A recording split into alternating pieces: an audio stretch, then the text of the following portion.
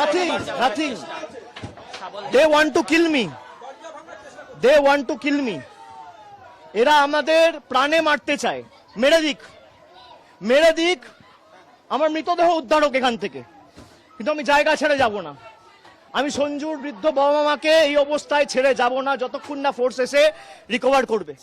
আমাদের এখানে যারা প্রতিনিধিরা রয়েছে, আমি বলবো থানায় আবার ফোন করো, মেসেজ করো, ফোর্সের জন্য রিকোয়েস্ট করো। যদি না পাঠায় হোয়াটসঅ্যাপ পাঠিয়ে এটা অন রেকর্ড থাকুক। পুরো ঘটনার ভিডিওগ্রাফি রয়েছে।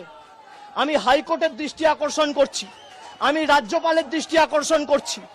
কি বাংলার পরিস্থিতি, এখানে প্রায় 50 জন সংবাদ মাধ্যমের প্রতিনিধিরা রয়েছে, দরজা ভাঙার চেষ্টা করছে, পুলিশের একটা লোক নেই।